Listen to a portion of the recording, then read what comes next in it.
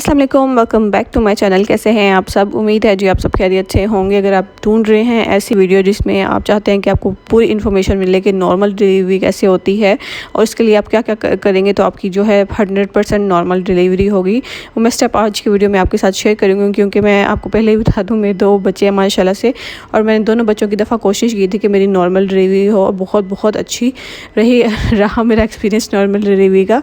First experience कैसा था और सेकंड कैसा था, मैं आपको दोनों को बताऊंगी। जो फर्स्ट था और जो सेकंड था ना, उसमें मुझे आप यकीन माने बहुत बहुत बहुत कम दर्द थी। और उसको कम दर्द के लिए मैंने ऐसा किया, क्योंकि पेनलेस डिलीवरी तो हो ही नहीं सकती। आप तसव्वुर भी नहीं कर सकते कि पेनलेस डिलीवरी होगी भी। इस दुनिया में कोई पेनलेस डिलीवरी के नाम की कोई चीज़ है, ऐसा बिल्कुल भी नहीं है। थोड़ी बहुत दर्द आपको बर्दाश्त करनी ही पड़ती है नॉर्मल डिलीवरी के लिए। तो फ़र्स्ट डिलीवरी में मुझे क्यों इतना ज़्यादा पेन हुआ उसकी वजह भी बताऊंगी, और मेरा क्या क्या एक्सपीरियंस रहा वो भी डिटेल में बताऊंगी। और सेकंड डिलीवरी नॉर्मल डिलीवरी के लिए मैंने क्या क्या किया क्या क्या जद्दोजहद की, और जी मैंने ऐसा क्या चीज़ें फ़ॉलो की जिसकी वजह से जो है मुझे बहुत कम दर्द थी, और इजीली जो है कुछ ही आप समझ लें कुछ ही घंटों के अंदर जो है वो मेरी नॉर्मल डिलीवरी हो गई थी। तो आपने मेरी वीडियो बिल्कुल एंड तक सुननी है, बहुत ध्यान से बहुत गौर से सुननी है, तो आप यकीन माने आपके लिए ही हेल्पफुल रहेगी। सोच रहे होंगे कि मेरे जो है पीछे से मैं जो है खाना बना रही हूँ, तो मैं आपको पहले ही बता देती हूँ, मैं हूँ जी housewife plus a mother of 2 kid, 2 बच्चों की, और तीसरा बच्चा जो है बस माशाल्लाह से आने ही वाला है, रास्ते में है। तो इसलिए मैंने सोचा क्यों ना आपके साथ अपना एक्सपीरियंस शेयर कर दूँ और आपकी भी हेल्प हो जाए। तो आपके साथ साथ अपनी जो है डेली रूटीन आपके साथ शेयर कर रही हूँ, और थोड़ा बहुत अपना एक्सपीरियंस शेयर कर रही हूँ कि नॉर्मल डिलीवरी के लिए आपको क्या क्या करना चाहिए और मैंने क्या क्या फेस किया था फर्स्ट नॉर्मल डिलीवरी में, वो बता रही हूँ। और उसके बाद मैं आपके साथ सेकंड डिलीवरी का बताऊँगी नॉर्मल, और इंशाल्लाह रही ज़िंदगी तो थर्ड नॉर्मल डिलीवरी का एक्सपीरियंस भी आपके साथ थोड़ा बहुत शेयर करूँगी। क्योंकि मैंने वही स्टेप करने हैं जो मैंने सेकेंड नॉर्मल डिलीवरी के लिए किए थे। वो क्या किए थे वो बाद में बताते हैं, पहले बताते हैं फर्स्ट नॉर्मल डिलीवरी का आपको बताती हूँ। तो अगर आजकल का जनरेशन का देखा जाए ना, तो आजकल लड़कियों ने खुद अपने माइंड में बैठा लिया हुआ है कि हमने जो है वो सी सेशन ही करवाना है, हमने नॉर्मल डिलीवरी नहीं करवानी, हमसे नॉर्मल डिलीवरी बर्दाश्त नहीं होती, ये है वो है। तो पहले नंबर पे मेरा जो था फर्स्ट बेबी था, मेरे साथ क्या हुआ था, बता दिया गया था कि सी सेशन में ये होता है कि आपका पेट कट होता है, दैन बच्चा जो है आपको डिलीवर किया जाता है। मैंने उसी टाइम सोच लिया था कि मुझे अपने पेट पे कट नहीं लगवाने, क्योंकि मेरी मम्मा के भी जो है तकरीबन सी सेशन से हम सारे बहन भाई हुए हैं, या आई थिंक 2 जो हैं हम बहन भाई जो है वो सी सेशन से हुए हैं, और जो 1 है वो नॉर्मल डिलीवरी से हुआ है। तो इसलिए मैंने सोच लिया था कि मुझे अपना पेट कट नहीं करवाना, मुझे नॉर्मल डिलीवरी ही करवानी है। ज़ाहिर है उसमें भी थोड़ा बहुत स्टिच आते हैं, लेकिन जो पेट से कम ही आते हैं स्टिच आते हैं। उसी टाइम मैंने सोच लिया था कि मुझे करनी है नॉर्मल डिलीवरी ही करनी है। ऊपर से हुआ ये कि हमारे जो मेरे ना 2 बच्चे हैं माशाल्लाह से, एक बच्चा जो हुआ है, मैं शुरू में भी आपको पहले एक और चीज़ क्लियर कर देती हूँ कि मैं जो हूँ पंजाब से हूँ, और मेरी शादी जो हुई है वो हुई है जी कराची में, सिंध में कराची में हुई है। तो मेरा जो पहला बेटा था ना वो हुआ है कराची में, तो दूसरा बच्चा हुआ है उधर पंजाब में हुआ है। उसका एक्सपीरियंस मैं आपके साथ बाद में शेयर करती हूँ। बट कराची में ये हुआ कि मेरी जो डॉक्टर थी वो थी जी दूसरी, मेरी जो सास माँ है, मतलब कि आप समझ लें मेरे ससुराल वालों की तरफ से जो थी वो थी उनकी डॉक्टर, जो पर्सनल डॉक्टर होती है या फैमिली डॉक्टर, उनकी फैमिली डॉक्टर थी। और उन्होंने जितनी भी डिलीवरी आज तक की थी नॉर्मल डिलीवरी की थी, तो मैं थोड़ी बहुत ये भी इत्मीनान था, मुझे सेटिस्फेक्शन थी कि चलो इन्होंने पहले नॉर्मल डिलीवरी की है तो मेरी भी नॉर्मल ही होगी इंशाल्लाह। वो कहते हैं ना कुछ बड़ों की दुआएं होती हैं और कुछ यकीन भी होता है। तो मेरे साथ जो था मेरी बड़ों की दुआएं भी थी, स्पेशली मेरी मामा और मेरी सासू माँ, मतलब 2 माँओं की दुआएं थी, और उनकी सपोर्ट भी थी। और मैंने भी पूरी कोशिश की कि उनकी हर बात को फॉलो करूँ, जो उन्होंने कहा स्टेप, मैंने वही कोशिश की स्टेप फॉलो करने की। लेकिन अक्सर लड़कियाँ होती हैं जी, सास या माँ बोल रही होती है कि अभी आपने डॉक्टर के पास विज़िट करने नहीं जाना जब तक आपको पेन स्टार्ट ना हो जाए, लेकिन जो बच्चियाँ वो निकल जाती हैं। तो उसका ये होता है कि डॉक्टर जो है वो फ़ायदा उठा लेते हैं। को पता है आजकल डॉक्टरों का तो ये पहले ही से माइंड सेट होता है कि उन्होंने जो है वो करना है, सी सेशन करना है, क्योंकि सी सेशन एक तो फ़ौरन जल्दी से हो जाता है, नॉर्मल डिलीवरी के लिए आपको वेट करना पड़ता है, और सी सेशन जो है वो फ़ौरन मिनटों से करते हैं और आपको फारिग कर देते हैं। और दूसरे नंबर पे जो है उनको पैसे भी ज़्यादा मिल जाते हैं, नॉर्मल डिलीवरी की निस्बत सी सेशन उनको पैसे भी ज़्यादा मिलते हैं। दैन आप उनका हॉस्पिटल का रूम जो है 2 दिन 3 दिन यूज़ करते हो, उनका भी जो है वो पैसे ले लेते हैं, तो उनका बहुत ज़्यादा जो है फ़ायदा होता है। तो इसलिए डॉक्टरों ने ना माइंड सेट कर लिया हुआ है कि हमने जो है सी सेशन ही करना है। बट मैंने क्या किया था, जो था तकरीबन 8 मार्च तक। तो मेरे पहले बच्चे की दफ़ा ये हुआ था कि मुझे बहुत ज़्यादा वॉमिटिंग हुई थी। हालांकि कहते हैं कि जब आपको बहुत ज़्यादा नोज़िया होता है, वॉमिटिंग होती है फर्स्ट मतलब कि 3-4 मंथ ही बहुत ज़्यादा होती है, तो आपकी बेबी गर्ल होती है। माशाल्लाह से अल्हम्दुलिल्लाह मेरा पहला बेटा था और मुझे बहुत ज़्यादा वॉमिटिंग थी। मेरा बीपी इतना लो होता था कि मुझे ड्रिप में बीच में मुझे ड्रिप भी लगती रहती थी। तो उसके बाद जो है मेरे 4 to 5 मंथ ऐसे गुजरे वॉमिटिंग के साथ। उसके बाद माशाल्लाह से मुझे ना जो लास्ट ट्राइमेस्टर होता है जिसमें 7th 8th 9th मंथ होता है ना, वो मेरा सुकून से गुजर गया। बट 9th मंथ में जो मुझे डॉक्टर ने वैसे मेरे पीरियड के लिहाज से डेट दी हुई थी वो थी 29 जनवरी। बट जो है अल्ट्रासाउंड वाली डॉक्टर, मैं आपको यहाँ पे एक और चीज़ क्लियर कर दूँ कि जो आपकी पीरियड की डेट होती है उससे 10 दिन आगे का सोच के ही आपने बैठना है। अपने ये नहीं कि जो अल्ट्रासाउंड वाली डॉक्टर ने आपको डेट दे दिया आपने फ़ौरन उस पर भाग के चल जाना है, बिल्कुल भी ये गलती नहीं करनी। तो मेरी दफ़ा ये हुआ था कि मेरा जो पीरियड की डेट थी वो थी आई थिंक 22 इस तरह से कुछ डेट थी। मेरी जो पीरियड की थी 22 या 12 इस तरह से कुछ डेट थी। तो उस लिहाज से अगर मैं 10 डे मज़ीद ऐड करूँ तो मेरी 22 या 29 ऐसे डेट बनी थी। मतलब 29 तक मेरी जो थी वो डेट आ रही थी डिलीवरी की, नॉर्मल डिलीवरी की। लेकिन जो है अल्ट्रासाउंड वाले ने क्या किया यार, बहुत मसला हुआ। तकरीबन मेरा 9th मंथ स्टार्ट था और मैं गई डॉक्टर के पास गई। उन्होंने अल्ट्रासाउंड का कहा, अल्ट्रासाउंड वाले के पास गई। अल्ट्रासाउंड वाले ने कहा जी आप तो बहुत लेट हो चुकी हैं, आपकी डिलीवरी हो जानी चाहिए थी, अब तक आपने डिलीवरी क्यों नहीं करवाई। मैं बहुत परेशान, यार ये क्या कह रही है, डिलीवरी हो जानी चाहिए थी, आपका बच्चा अब तक डिलीवर होना चाहिए। वाली यार अभी आप यकीन मानिए मेरे तकरीबन 2.5 से 3 हफ्ते पड़े हुए थे और अल्ट्रासाउंड वाले ने 31 दिसंबर को मुझे कहा कि आपका जो है वो बेबी अब डिलीवर हो जाना चाहिए कम से कम 2 जनवरी टू 6 जनवरी तक आपका बेबी डिलीवर लाजमी होना चाहिए। आप क्यों नहीं डॉक्टर के पास गई, आपको डॉक्टर के पास जाना चाहिए, आपको बेबी डिलीवर करना चाहिए, ये है वो है। मैं बहुत परेशान नहीं मैंने घर आती क्या पहला काम क्या किया, मैंने अपनी मम्मा को फ़ोन किया। मम्मा ने बताया कि डॉक्टर तो हैं वो ऐसे ही कहती हैं, तो परेशान ना हो, तो अपनी पीरियड की डेट को है ना वो कंसीडर करो और उसी पर ही चलो। तो आपने भी जो है नॉर्मल डिलीवरी चाहते हैं तो यही करें। अल्ट्रासाउंड से ज़्यादा जो है अपनी पीरियड डेट को जो है वो काउंट करके रखें। क्या समझें कि अगर आपको 1 जनवरी को यार पीरियड हुए हैं तो आपने 9th मंथ बाद इवन 10 अक्टूबर तक 10 से 12 अक्टूबर तक जो है अपने डिलीवरी टाइम का वेट करना होता है। इससे पहले आपने डॉक्टर के पास ये जाके नहीं कहना कि हमारा जो है वो टाइम हो गया, या अल्ट्रासाउंड वाली पे यकीन नहीं करना कि अल्ट्रासाउंड वाले ने कहा है कि आपका टाइम हो गया तो आपको डिलीवरी करनी है। नहीं, आपने अपनी पीरियड डेट के लिहाज से ही चलना है और वेट करना है नॉर्मल डिलीवरी के लिए। और सेकंड मेरे साथ क्या हुआ था, सेकंड ये हुआ था, फिर मेरी मामा ने कहा कि नहीं आप वेट करो, अभी आप डॉक्टर के पास जाने की कोई ज़रूरत नहीं है डिलीवरी के लिए, जब तक आपकी दर्दें स्टार्ट नहीं होती है आपने अपनी दर्दों का वेट करना है तो ही आपने डॉक्टर के पास जाना है। मैंने कहा चलो ठीक है। फिर आगे जो है आप यकीन माने 31 दिसंबर से लेकर हमने 26 जनवरी तक हमने वेट किया। वैसे जो डॉक्टर ने मुझे डेट दी थी, डॉक्टर ने पीरियड के लिहाज से मुझे डेट दी थी, वो दी थी 29 जनवरी। बट 26 जनवरी को मेरे साथ क्या हुआ कि सुबह फजर का टाइम था फजर के टाइम अचानक जो है ना वो बैग होता है, वाटर बैग होता है, वो लीक हो गया और इतना ज़्यादा पानी जो है वो निकला, इतना पानी निकला, मैं बहुत परेशान हो गई। अगेन यहाँ पे मेरी मामा ने मुझे हौसला दिया कि सब्र करो, परेशान नहीं हो।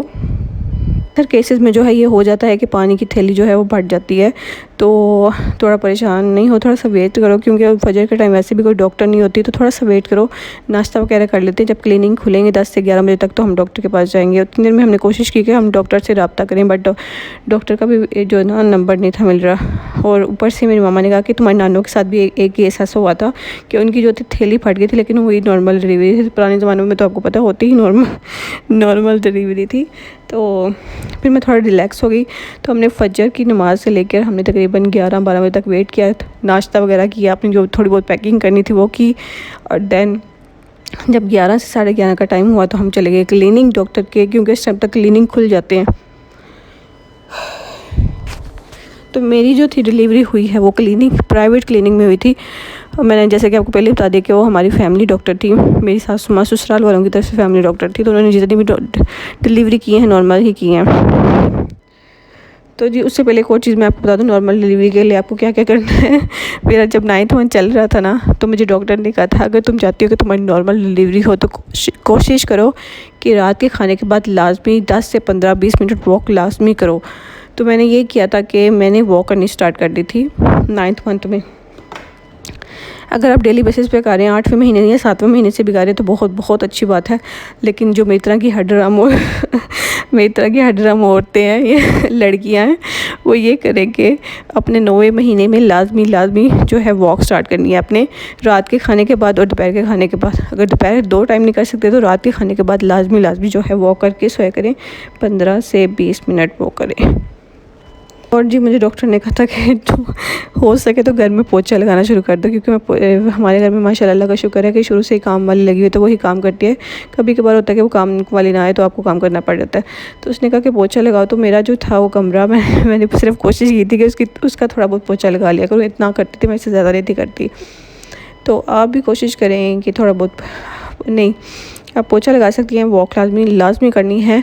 मैंने जो है सेकंड डिलीवरी के लिए क्या क्या स्टेप किया इंशाल्लाह वो नेक्स्ट वीडियो में आपके साथ शेयर करूँगी, क्योंकि ये वीडियो पहले ही बहुत ज़्यादा लंबी हो रही है। तो मैंने उसमें क्या किया था, मैं वो स्टेप आपको बताऊँगी, आपने वो लाजमी फॉलो करने हैं यार। आप यकीन मानो बहुत कम टाइम में डिलीवरी होती है और बहुत कम पेन होती है। तो बहरहाल फर्स्ट डिलीवरी में मेरे साथ फिर क्या हुआ, मैंने सिर्फ बहुत कम पोछा लगाया था और मैं रात को जो थी खाना खाने के बाद वॉक करती थी 15 मिनट, 20 मिनट या आधा घंटा। तो 26 जनवरी को हम डॉक्टर के पास गए हैं तकरीबन 11 साढ़े 11 बजे। और आप यकीन माने उस टाइम पे मुझे दर्दें स्टार्ट नहीं हुई, लेकिन थैली फट चुकी थी, इसलिए हमें डॉक्टर के पास जाना बहुत ज़्यादा ज़रूरी हो गया था। क्योंकि जब आपकी थैली फट जाए तो आपको बहुत ज़्यादा वेट नहीं करना होता। कोशिश करें आप जल्दी से जल्दी घर से निकल जाए तो उतना भी अच्छा है। आप 1 घंटे या 2 घंटे के बाद घर से जाके डॉक्टर के लाजमी दिखाएँ। बट हमारा ये केस था कि हमारा फजर का टाइम था और हम जो है उस टाइम नहीं निकल सकते थे, तो हमने 11 साढ़े 11 बजे तक वेट किया। उसके बाद हम डॉक्टर के पास गए हैं। हमने डॉक्टर को बताया कि हमारे साथ ये सिचुएशन हुई है। तो डॉक्टर ने कहा कि अब जो है, अगर कोई और डॉक्टर होती तो कहती भाई बंदी लेट जा सीधी हो के उनमें हम तुम्हारा सी सेक्शन करते हैं। बट यहाँ पर हमें फ़ायदा हो गया कि वो थी फैमिली डॉक्टर थी, तो उन्होंने कहा कि हम इनको जो है दर्द देने की कोशिश करेंगे। तो उन्होंने मुझे इंजेक्शन लगाए थे, ड्रिप वगैरह लगाई थी, जिससे जो है मेरी दर्दें स्टार्ट हुई थी। और आप यकीन माने वो इतनी तेज़ दर्दें थी मैं बता नहीं सकती बहुत तेज़ दर्दें थी। बट फिर मैंने दूसरी डिलीवरी के लिए मैंने क्या किया वो मैं इंशाल्लाह आपके साथ नेक्स्ट वीडियो में लाजमी शेयर करूँगी। वो आपने करने हैं और आप यकीन माने बहुत कम दर्द होती है और बहुत अच्छी स्मूथली डिलीवरी होती है नॉर्मल, वो भी बताऊँगी। लेकिन इस टाइम जो फर्स्ट डिलीवरी की दफ़ा मेरा फर्स्ट एक्सपीरियंस था, इतना आइडिया नहीं था। तो मैंने क्या किया, फिर उन्होंने बहुत दर्दें दी। तो तकरीबन 12-1 बजे मेरी 12 साढ़े 12 बजे मुझे दर्दें स्टार्ट हुई हैं। और फिर जाके कहीं जो है मुझे असर के टाइम जो है डॉक्टर ने कहा कि इसी तरह बस हो गया, बहुत हो गया, तुम्हें जो है या तो कोशिश करनी पड़ेगी वरना जो है तुम्हारा ऑपरेशन होगा। बट फिर अल्लाह का शुक्र है कि उस टाइम जो है अल्लाह ताला ने मेरी हेल्प की। और कुछ मेरी अम्मा जो 2 अदर माएँ हैं मेरी, एक सासू माँ और एक मेरी मामा, उन्होंने मेरे लिए दुआएं की बहुत ज़्यादा। और मामा ने जो है मेरे पास खड़े होकर यासीन वगैरह जो भी वो पढ़ सकती थी उन्होंने पढ़ा मेरे लिए। और उसके बाद अल्लाह का शुक्र है जी, तकरीबन 4 साढ़े 4 बजे जो था मेरा बेटा जो है वो मेरे हाथ में था। और बट उसके बाद मेरे साथ क्या हुआ, डिलीवरी तो हो गई।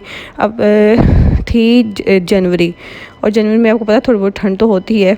नॉर्मल दूसरे जो इलाके हैं वहाँ पे ज़्यादा ठंड होती है, लेकिन कराची में बहुत थोड़ी सी ठंड होती है।